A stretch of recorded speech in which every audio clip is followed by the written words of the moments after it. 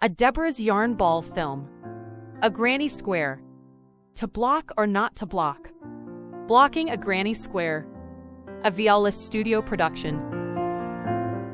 Hi, I'm Deborah Baxter. This is Deborah's Yarn Ball, and I'm going to talk a little bit about blocking a granny square today. Today we'll talk about the blocker for the granny square. Here's one that I use, and why people block their squares. Some people don't. They never do, and then other people block them every time they do it. So I want to take a look at these squares specifically that we'll be doing and see how big they are. So these are pretty long. They're 7 inches. And, if you look at one that's inside here that I haven't blocked yet, there's the same one. It's kind of wonky. It's not really a good looking square. And so what I was going to say is that's part of the reason I'm blocking these today. But other ones, because these are 7 inches, we'll look at that blanket over there and see how big these squares. So I did this one recently. I did not block them because it was a pretty good square. They were pretty even, but you can see they're a little bit smaller. They're probably 6 inches when they were finished. So maybe that adds to the reason why they come out a little wonky. And then if you hold them in a bag like this, they get a little bit crumpled. So I'll take these off because they're done, and I'll show you how I add some steam from my iron, and then I just let them sit on the granny square block for overnight and let them take shape. All right, thank you.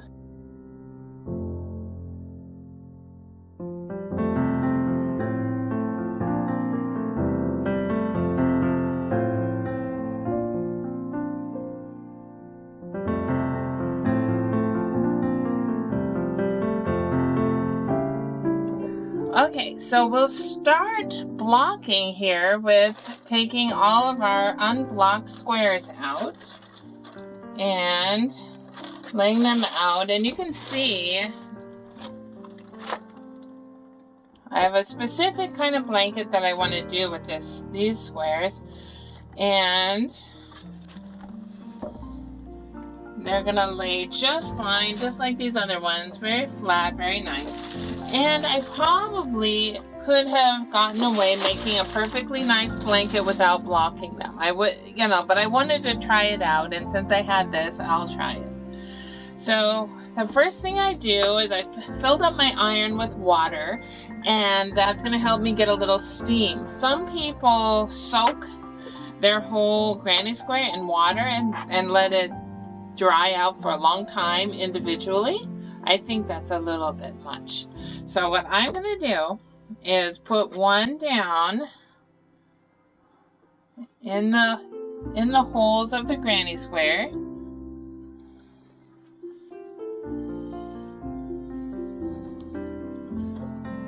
All the major holes. I don't want to put these little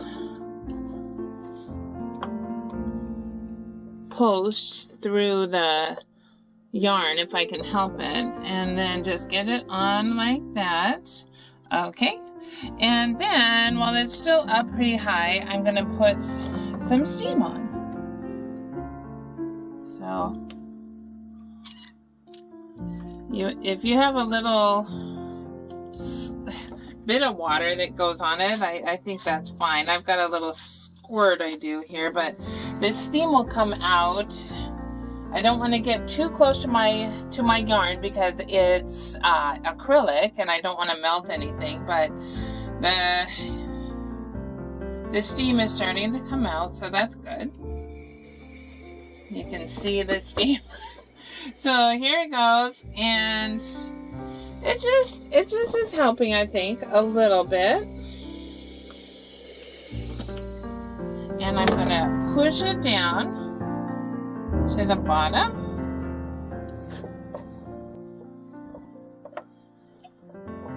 There we are. And I'll take my next one. And I'll do the same thing for all. There's about 10 of these, and I have a total of 18. So these and these, I made 18 of them so I can have a rectangle, and then I'm going to make a big border. We'll have that in another video on here, but yeah, that's the plan. So, and then they can dry overnight by themselves. They'll be fine. There's only a little bit of water in them, the way I did it. So, but you can see this one is pretty flat, and it's holding its shape. It doesn't wrinkle up. So I think this will be just perfect.